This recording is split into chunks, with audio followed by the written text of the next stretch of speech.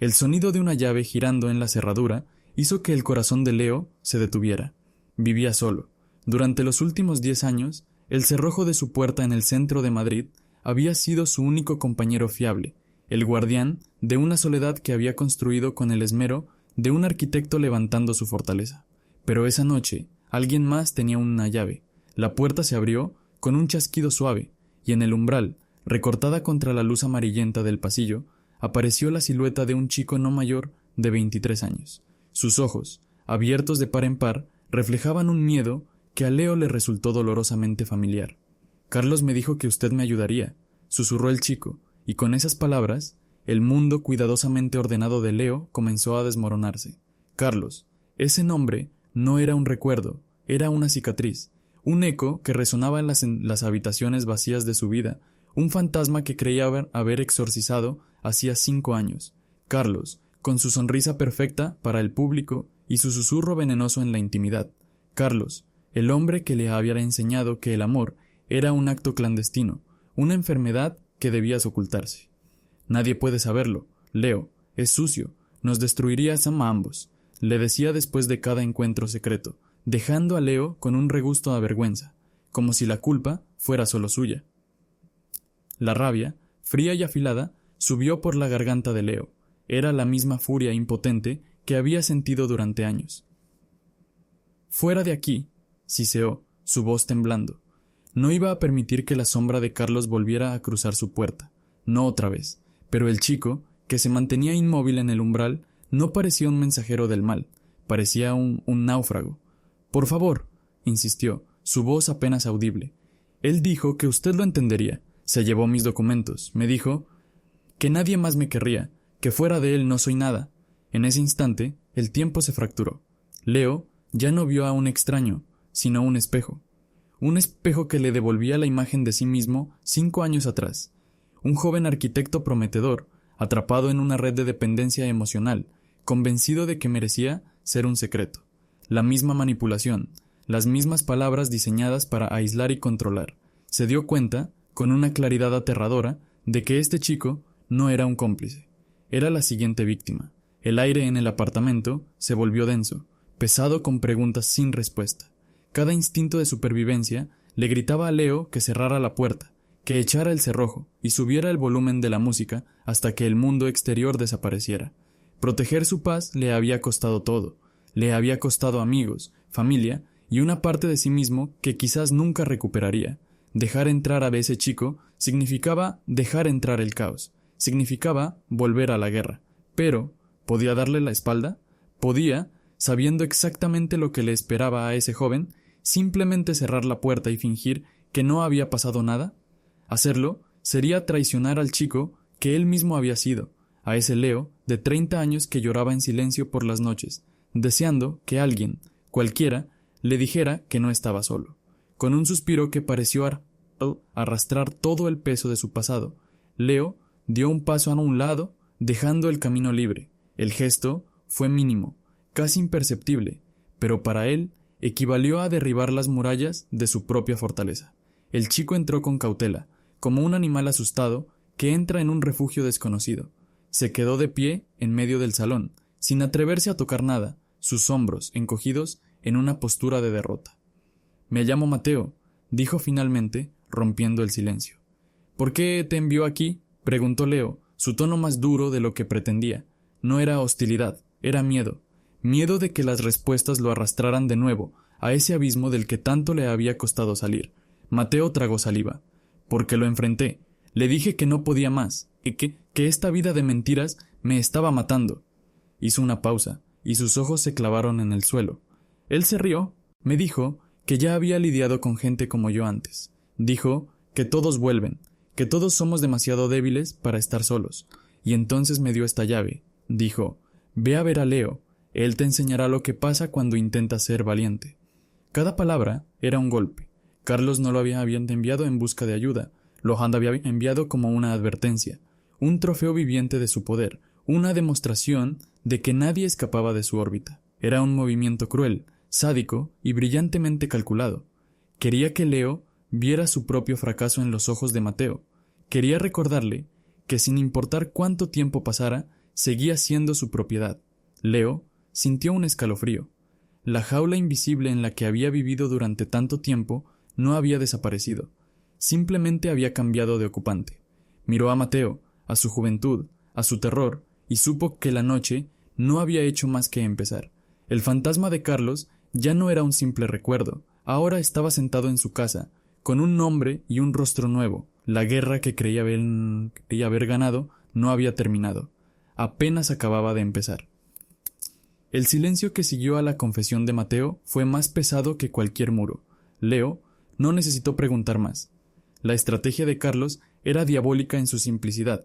No solo le recordaba a Leo su propia debilidad, sino que lo convertía en el verdugo de las esperanzas de otro. Si ayudaba a Mateo, confirmaba la tesis de Carlos de que era un mal ejemplo. Si lo echaba, se convertía en cómplice de su crueldad, demostrando que el miedo siempre gana.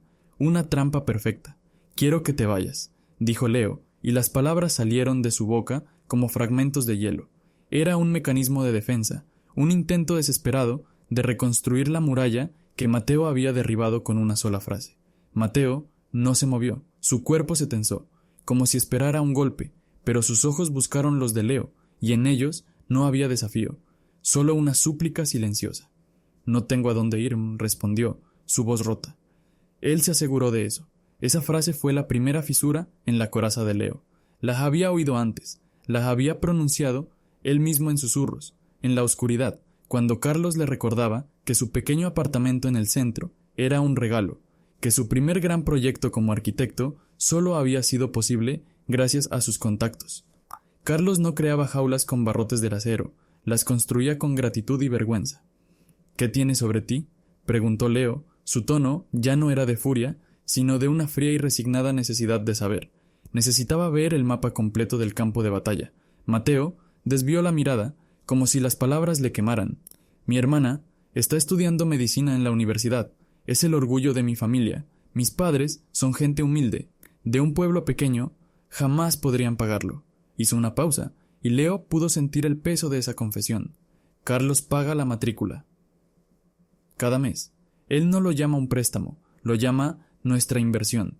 Dice que invierte en mi futuro y en el de mi familia. A cambio, solo pide discreción». Discreción. La palabra resonó en la mente de Leo como una campana fúnebre. Carlos era un maestro de los eufemismos.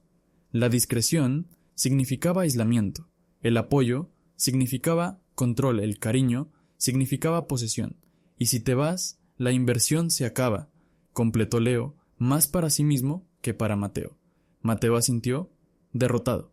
Peor, amenazó con contarles a mis padres por qué estaba ayudándome. Les diría que su hijo se vende para pagar los estudios de su hermana. Los mataría, prefieren la pobreza a la deshonra. Leo se pasó una mano por el pelo. El patrón era idéntico. Recordó sus propias excusas, sus propias cadenas doradas. Era solo hasta que terminara el proyecto de la torre, se había dicho. Solo hasta que mis padres se jubilaran y no pudieran sufrir un disgusto. Siempre había una razón para esperar, una justificación para posponer la libertad, hasta que un día te despertabas y te dabas cuenta de que ya no recordabas cómo era vivir sin el miedo. «Estoy tan cansado», murmuró Mateo, y esa simple admisión de agotamiento humano fue lo que finalmente rompió las defensas de Leo. No era un estratega pidiendo un plan de ataque, era un soldado exhausto, en medio de una guerra que no sabía cómo ganar. Leo se levantó y caminó hacia la cocina sin decir una palabra. Regresó con un vaso de agua y se lo extendió, un gesto mínimo, pero en el lenguaje de su soledad era un tratado de paz. «Quédate aquí esta noche», dijo, su voz firme. «En el sofá, mañana veremos». No era una oferta de amistad, ni un acto de heroísmo, era una decisión pragmática, casi egoísta. No podía sacar a Mateo de su casa para que el fantasma de Carlos lo devorara, porque entonces, cada vez que cerrara los ojos, vería el rostro de Mateo y el suyo propio, fusionados en una misma expresión de terror, y esa era una carga que no estaba dispuesto a llevar. A la mañana siguiente, el sol de Madrid entraba a raudales por las ventanas, pero no traía consigo calidez. Solo una luz cruda que exponía la fragilidad de su tregua. Se encontraron en la cocina, dos extraños unidos por un enemigo común. El café se hizo en silencio, pero era un silencio diferente al de la noche anterior. Ya no era un abismo, Era un espacio para pensar. Decidieron salir. El apartamento de Leo se sentía como el escenario del crimen, un lugar contaminado por la presencia de Carlos. Caminaron sin rumbo hasta un parque alejado del centro, un lugar anónimo donde nadie los conocía. Se sentaron en un banco, observando a la gente pasar, y por primera vez hablaron no como víctima y testigo, sino como dos supervivientes. Él se alimenta del secreto, comenzó Leo, su voz ahora serena, analítica. Te aísla, te hace creer que tu situación es única, que nadie en el mundo podría entenderla. Te convierte en su cómplice. Cada vez que mientes a tu familia o a tus amigos para protegerlo, la jaula se vuelve un poco más pequeña. Mateo escuchaba, absorbiendo cada palabra. Siempre dice que nadie más me va a entender, que el mundo ahí fuera es cruel y que solo él me protege. Te protege de un mundo al que no te deja enfrentarte, replicó Leo. Es su truco maestro. Te vende la enfermedad y el antídoto al mismo tiempo. Fue en ese momento, bajo el sol de la mañana, cuando algo cambió. La vergüenza que Mateo había cargado como una segunda piel comenzó a transformarse en rabia, y el miedo, que había paralizado a Leo durante años, comenzó a cristalizarse en una fría determinación. Ya no se trataba de Carlos y su poder, se trataba de dos personas que se negaban a seguir siendo peones en su juego.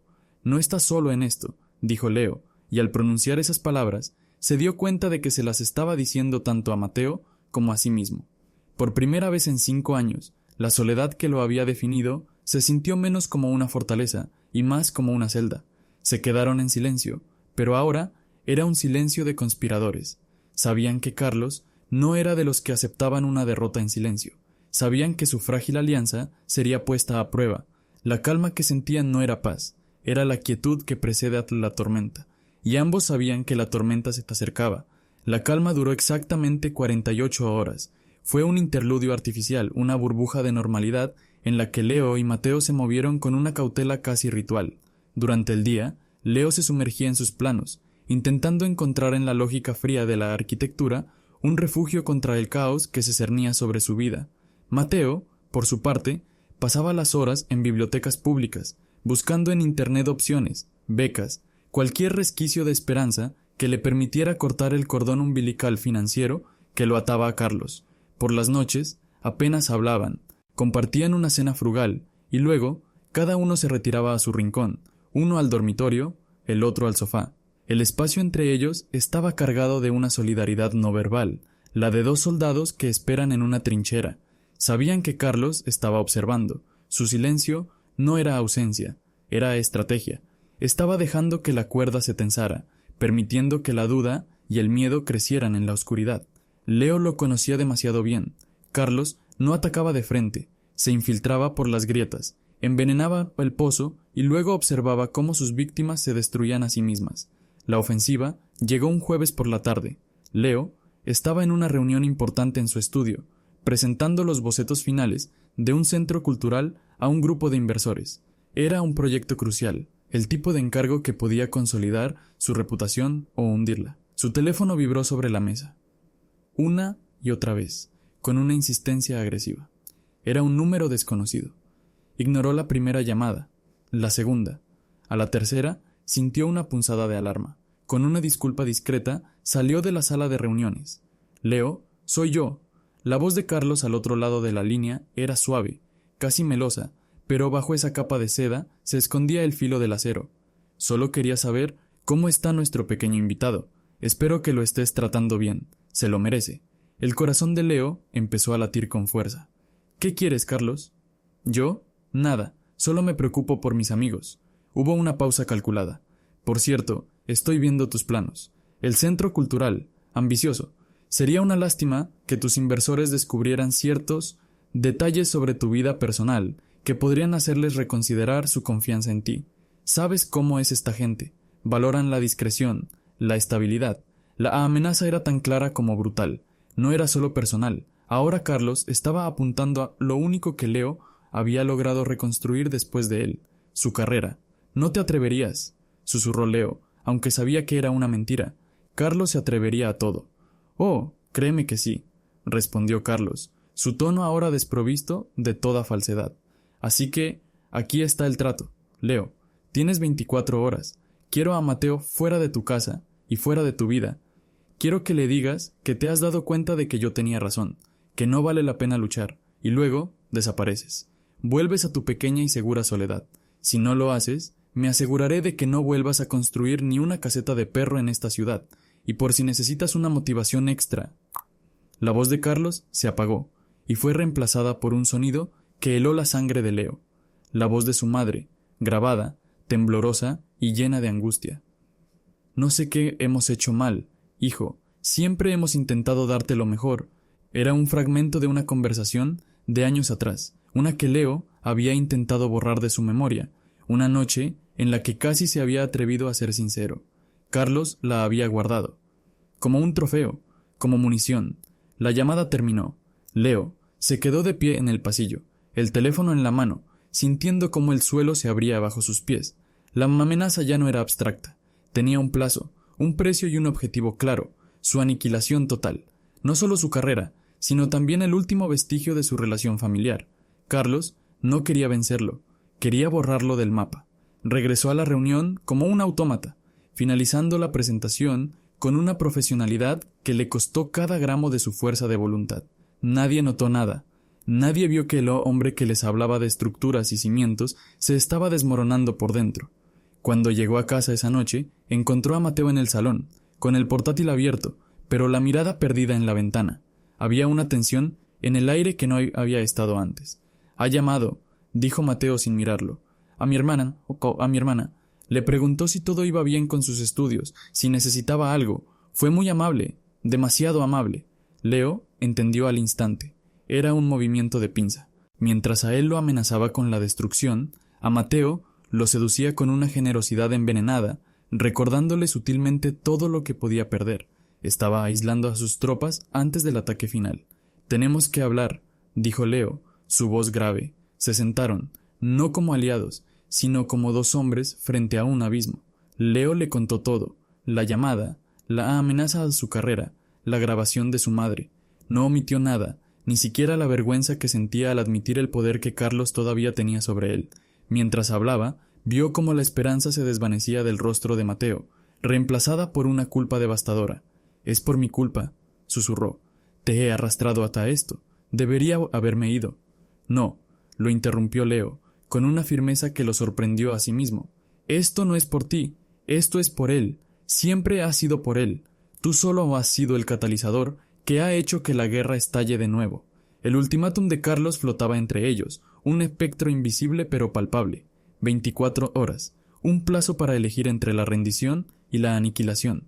La opción lógica, la opción sensata, era ceder, proteger lo poco que le quedaba, cortar sus pérdidas y volver a la seguridad de su fortaleza. Un sacrificio doloroso, pero necesario para sobrevivir. Podía decirle a Mateo que no podía ayudarle, darle algo de dinero y enviarlo lejos. Sería cruel, pero pragmático. Pero mientras miraba a Mateo, vio de nuevo a ese chico asustado en su puerta, y más allá de él, se vio a sí mismo. Si cedía ahora, si dejaba que Carlos ganara una vez más, la victoria del tirano sería absoluta y eterna. No importaría cuántos edificios construyera o cuánto éxito profesional alcanzara. En el fondo, siempre sería el hombre que se rindió, el hombre que eligió la jaula. La noche cayó sobre Madrid, pero para Leo, la oscuridad más profunda estaba en su interior. El plazo corría, cada tic-tac del reloj era un martillazo en el ataúd de su libertad. La decisión que tomara en las próximas horas no solo sellaría el destino de Mateo, definiría quién era él realmente, no el arquitecto exitoso, no el hijo obediente, sino el hombre que se miraba al espejo cada mañana. Y por primera vez en mucho tiempo, no estaba seguro de si quería conocer a ese hombre. La noche se alargó, densa y asfixiante. Leo no durmió. Se sentó en la oscuridad de su salón, con la ciudad de Madrid extendiéndose a sus pies como un tablero de juego en el que él era una pieza acorralada. El ultimátum de Carlos no era solo una amenaza, era un diagnóstico preciso de todas sus debilidades, una autopsia en vida de sus miedos más profundos, la carrera que tanto le había costado construir, la frágil paz con su familia, su propia identidad, cuidadosamente empaquetada y escondida para no ofender a nadie.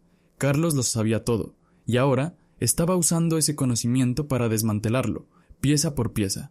Mateo tampoco durmió. Podía oírlo moverse en el sofá, el sonido suave de la tela, un suspiro contenido. No era solo su aliado en esa guerra silenciosa, era el espejo viviente de lo que estaba en juego. Cada vez que pensaba en la posibilidad de rendirse, de decirle a Mateo que se fuera, la imagen de su propio rostro, más joven y aterrorizado, se superponía a la del chico. Abandonarlo sería como abandonar una parte de sí mismo en el campo de batalla, condenándola a morir. Cerca de las 3 de la mañana, la ansiedad se hizo insoportable. Leo se levantó y se sirvió un vaso de agua. Sus manos temblaban ligeramente. Se quedó mirando su reflejo en la ventana oscura. El hombre que le devolvía la mirada parecía un extraño, un hombre de 35 años, con un apartamento de diseño en uno de los mejores barrios de la ciudad, con una carrera que muchos envidiarían, un hombre que, a ojos del mundo, lo tenía todo. Pero Leo sabía la verdad. Era un impostor, un castillo de naipes construido sobre cimientos de miedo. La opción racional seguía gritando en su mente: ceder, sacrificar a Mateo para salvarse a sí mismo. ¿No es eso lo que hace la gente para sobrevivir? ¿No era eso lo que Carlos esperaba que hiciera? Demostraría, una vez más, que tenía razón, que en el fondo todos son egoístas y cobardes, que el instinto de autoconservación siempre aplasta cualquier idealismo. Casi podía oír la voz de Carlos, satisfecha y condescendiente. «¿Ves, Leo? Te lo dije. No eres un héroe. Eres como yo, un superviviente». La idea le provocó una náusea tan intensa que tuvo que apoyarse en la encimera. ¿Era eso en lo que se había convertido? ¿Una versión más pulcra y solitaria de Carlos? El amanecer lo encontró en el mismo lugar, inmóvil, atrapado en un laberinto mental sin salida. La luz grisácea que se filtraba en el apartamento no traía consigo ninguna claridad, solo la inminencia del plazo. Quedaban pocas horas. Tenía que tomar una decisión. Fue entonces cuando su teléfono vibró sobre la mesa. No era Carlos, era su madre. El corazón le dio un vuelco. Durante un segundo pensó que Carlos ya había cumplido su amenaza. Contestó con la mano temblorosa, preparándose para lo peor. «Leo, hijo, ¿estás bien?» La voz de su madre sonaba extraña, tensa. No había lágrimas, no había histeria, solo una quietud preocupante. «Sí, mamá, estoy bien». «¿Por qué?», respondió, intentando que su voz sonara normal. Hubo un largo silencio al otro lado. Podía oír su respiración, entrecortada. «Hijo, Carlos llamó ayer, no a mí, a tu padre». El mundo de Leo se inclinó sobre su eje. Carlos no había usado la grabación, había ido un paso más allá, había atacado el pilar más rígido, el más inflexible de su familia. «Hijo», continuó su madre, y ahora su voz se quebró, pero no era por el dolor que Leo esperaba, era por algo más complejo, algo que no pudo descifrar. «Tu padre». No ha dicho una palabra desde entonces, solo se sentó en su sillón, y no se ha movido. «Leo, no sé qué te ha dicho ese hombre, no sé qué está pasando, pero tu padre, él solo me miró y me dijo una cosa: dile a nuestro hijo que no deje que nadie lo convierta en un cobarde». La llamada terminó, pero las palabras de su madre se quedaron flotando en el aire, luminosas y afiladas como fragmentos de cristal. «No dejes que nadie te convierta en un cobarde». No era una súplica, no era una orden, era un permiso. El permiso que llevaba toda su vida esperando y que nunca se había atrevido a pedir. Su padre, el hombre del silencio, el hombre de las expectativas no dichas, el hombre cuyo juicio había temido por encima de todo, le había enviado un mensaje que atravesaba años de distancia emocional y malentendidos. Y ese mensaje era claro: lucha. En ese instante, algo dentro de Leo se rompió. No fue una fractura dolorosa, sino una liberación. El peso de las expectativas, el miedo al rechazo, la vergüenza que había cargado como una cruz, todo se desvaneció. Se dio cuenta de que el miedo más grande no era perder su carrera o el afecto condicional de su familia. El miedo más grande era llegar al final de su vida y darse cuenta de que nunca había vivido de verdad, que había permitido que un matón como Carlos dictara los términos de su existencia. Ya no se trataba de Mateo, ya no se trataba de proteger su carrera, ya no se trataba ni siquiera de desafiar a Carlos. Se trataba de reclamarse a sí mismo. Se giró y vio a Mateo de pie en el umbral del salón, observándolo. La culpa y el miedo en sus ojos habían sido reemplazados por una pregunta silenciosa. Leo respiró hondo, y por primera vez en mucho tiempo, el aire que llenó sus pulmones no se sintió robado, se sintió suyo. «Prepara tus cosas», dijo, su voz firme y clara, sin un atisbo de duda. «No nos vamos a esconder, vamos a enfrentarlo». No era el plan de un general, ni la estrategia de un mártir. Era la decisión de un hombre que, después de 35 años, finalmente había elegido ser libre. Y esa libertad, se dio cuenta, no era un destino al que se llega, era una elección que se hace, una y otra vez. Y él acababa de hacer la suya. La decisión, una vez tomada, actuó como un catalizador. La parálisis que había atenazado a Taleo durante las últimas horas se disolvió, reemplazada por una claridad de propósito que no había sentido en años. No había un plan detallado, no había una estrategia infalible, solo había un objetivo: no ceder terreno, ni un centímetro más. Llamó a Carlos. No esperó a que el plazo expirara, tomó el control. «Quiero verte», dijo Leo, su voz desprovista de cualquier emoción. Era el tono que usaba con contratistas poco fiables, un tono que no admitía negociación. Al otro lado de la línea hubo una fracción de segundo de sorpresa. Carlos esperaba una llamada de rendición, un susurro suplicante, no esto. «Leo, ¿has tomado la decisión correcta?», preguntó, su voz recuperando rápidamente su tono condescendiente. «Quiero verte», repitió Leo. «En el café de la Plaza Mayor. En 1 hora, trae a Mateo, contigo». «¿Que traiga a Mateo? ¿Por qué querría querer hacer yo eso?», replicó Carlos, confundido por el cambio de guión. «Porque no voy a hablar contigo a solas. Esta conversación nos concierne a los tres. Si no vienes, entenderé que prefieres resolver esto de otra manera.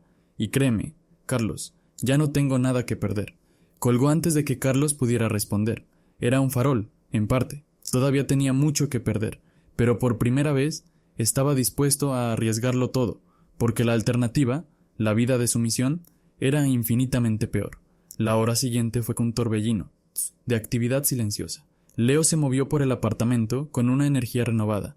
No había miedo en sus movimientos, solo una determinación fría. Se enfrentó a la posibilidad real del desastre, la ruina de su carrera, la ruptura definitiva con su familia. Miró a cada uno de esos miedos a la cara y, para su sorpresa, descubrió que eran más pequeños de lo que recordaba.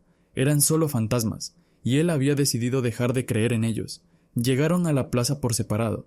Leo vio a Carlos y a Mateo sentados en una mesa exterior, un cuadro perfecto de poder y sumisión. Carlos, relajado, con una sonrisa de suficiencia, como un rey observando su dominio. Mateo, encogido, mirando fijamente su taza de café, como un prisionero esperando su sentencia. Leo se acercó a la mesa y se sentó. No saludó, simplemente los miró, primero a Carlos, luego a Mateo. El bullicio de la plaza, los turistas, las palomas, todo pareció desvanecerse. Solo existían ellos tres, atrapados en ese triángulo de poder. «Bien, Leo, te escucho», dijo Carlos, impaciente. «Espero que esto sea rápido. Tengo cosas que hacer». Leo ignoró a Carlos. Sus ojos se fijaron en Mateo. «Mateo», dijo, su voz tranquila pero firme, «quiero que escuches con atención. Durante los últimos días, Carlos me ha amenazado. Ha amenazado con destruir mi carrera y con usar a mi familia en mi contra si no te echaba de mi casa y te dejaba a su merced». Mateo levantó la vista. Sus ojos se abrieron con una mezcla de shock y horror. Miró a Carlos, que había perdido la sonrisa. «No sé de qué hablas, Leo. Estás delirando», intervino Carlos, intentando recuperar el control.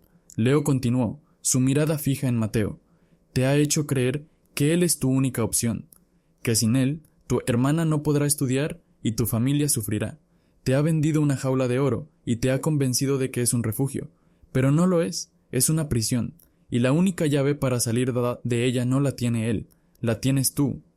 «Basta ya», exclamó Carlos, su voz subiendo de tono, atrayendo las miradas curiosas de las mesas cercanas. «Leo, estás cometiendo un error terrible». «No, Carlos», replicó Leo, girándose por fin para mirarlo, y en ese momento Carlos vio algo en los ojos de Leo que no había visto nunca, la ausencia total de miedo. «El error fue mío, fue creer durante años que tú tenías algún poder sobre mí, pero tu poder no es real. Se alimenta del secreto, de la vergüenza, del silencio, y yo he decidido dejar de alimentarlo». Se levantó. «Mateo, la decisión es tuya. Puedes quedarte aquí, atado a él por el miedo y la gratitud envenenada, o puedes levantarte, caminar conmigo y enfrentarte al futuro, sea cual sea. Será difícil. Quizás tu hermana tenga que aplazar sus estudios. Quizás tu familia no lo entienda al principio, pero serás libre, y te prometo una cosa, no estarás solo». El silencio que siguió fue absoluto. Mateo miraba de Leo a Carlos, atrapado entre dos mundos. En el rostro de Carlos había una furia desesperada, la de un titiritero al que le acaban de cortar los hilos. En el de Leo, una calma inquebrantable. Lentamente, como si cada movimiento requiriera un esfuerzo sobrehumano, Mateo se levantó de su silla. No dijo una palabra, simplemente se puso al lado de Leo. La derrota en el rostro de Carlos fue total. No fue por una derrota ruidosa, sino una implosión silenciosa. Había perdido su arma más preciada, el control psicológico. La gente a su alrededor lo miraba, no con comprensión, sino con una curiosidad despectiva hacia el hombre que había perdido los estribos en público. Se quedó solo en la mesa, una figura patética, rodeada de tazas de café vacías. Su reino se había derrumbado. Leo y Mateo se alejaron sin mirar atrás. Caminaron por las calles de Madrid, no como vencedor y rescatado, sino como dos personas que acababan de dar el primer paso en un camino largo y desconocido. No hubo promesas grandiosas, ni declaraciones de amor. Su relación no era romántica, era algo más profundo, forjado en la adversidad. Era el vínculo de la supervivencia. Llegaron al apartamento de Leo, que ahora se sentía diferente. Ya no era una fortaleza, sino un punto de partida. ¿Y ahora qué?, preguntó Mateo, su voz aún temblorosa, pero con una nueva nota de esperanza. Leo miró por la ventana, hacia el cielo que empezaba a teñirse con los colores del atardecer. El futuro era una página en blanco, aterradora, sí, pero también llena de posibilidades. Sabía que habría llamadas difíciles con su familia, conversaciones incómodas en el trabajo y un largo proceso para que Mateo encontrara su propio camino. Pero la batalla principal, la interior, estaba ganada. Ahora, respondió Leo con una sonrisa que, por primera vez en una década, no era una máscara. Ahora empezamos a vivir. La historia no terminaba ahí. La historia, en realidad, acababa de empezar. Para ambos, y por primera vez, no tenían miedo de escribirla.